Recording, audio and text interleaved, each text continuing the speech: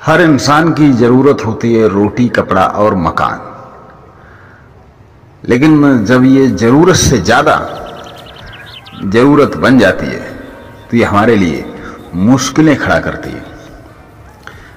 हर इंसान चाहता है कि उसके पास एक अच्छी सी नौकरी हो, हंसता खेलता परिवार हो,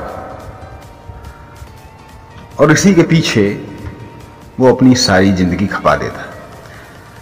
लेकिन क्या वो कभी चाहता है कि उसके पास एक अच्छा सा पर्यावरण हो, प्रदूषण मुक्त वातावरण हो?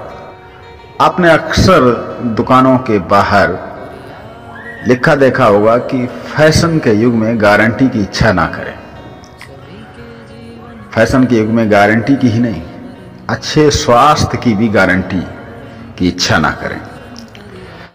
पर्यावरण, जब बात पर्यावरण की होती है तो अनेक प्रकार की पर्यावरण की बातें होती हैं। पर्यावरण का हर स्कूलों में पढ़ाया जाता है कि पर्यावरण की जो परिभाषा आप लोग लिखिए, लेकिन ये सब होता है, लेकिन ग्रामीण स्तरों तक इस सब कामों का निर्वहन नहीं किया जाता है। ऐसा क्यों? आज पेड़ पौधों की कमी के वजह से आज के दौर में टेम्परेचर बढ़ता जा रहा है और गर्मी अभी शुरुआती दौर में ही अपने उफान पे आ चुकी है। आइए आप लोगों को एक ऐसे व्यक्ति से मिलवाते हैं जो सन 1985 से वृक्ष मित्र के रूप में कार्यरत हैं और कार्यरत रहने के बावजूद वह पौधा लगाते हैं। पौधा वह लगाते हैं जो अपने ही नर्सरी से तैयार करते हैं और सार्वजनिक जगह पर लगाते हैं और फ्री सेवा करते हैं। आइए उनसे मिलाते हैं और उनके बारे में और जानकारी जानने की कोशिश करते हैं। वृक्षारोपण किया हुआ है और पौधा लगाते हैं, इससे आपका मुख्य उद्देश्य क्या है? इसमें मुख्य उद्देश्य है जन जन को जगा देना कि ऑक्सीजन क्या चीज़ होता है।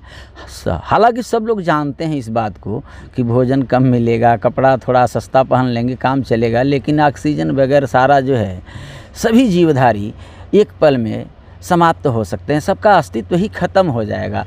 लेकिन हम सभी को इस पे विचार करना चाहिए।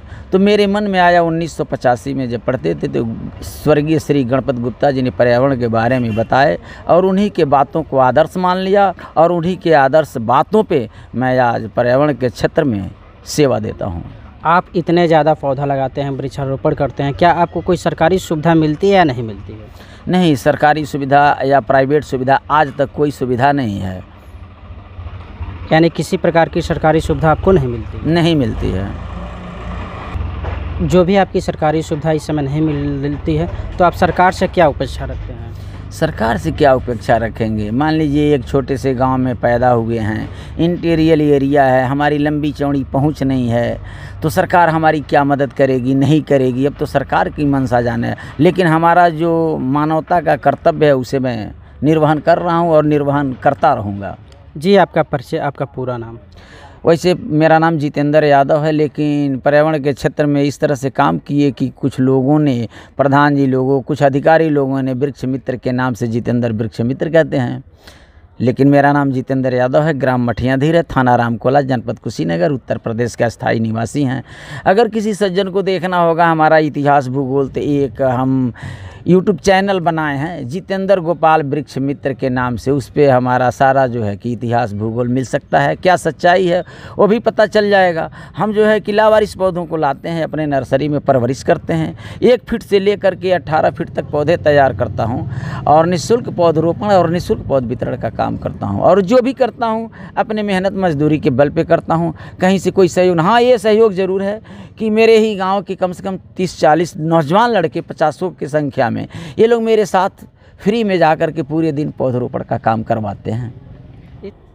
इस प्रकार आप लोगों ने देखा कि कुछ आज के दौर में ऐसे भी समाजसेवी हैं जो समाज सेवा करते हैं और इस प्रकार धरती को हरी भरी बनाने के लिए अपनी महत्वपूर्ण योगदान देते आ रहे हैं। लेटेस्ट खबरों के लिए बने रहिए हमारे साथ। कुशीनगर से आज भारत टीवी के लिए रवि प्रकाश राव की रिपोर्ट।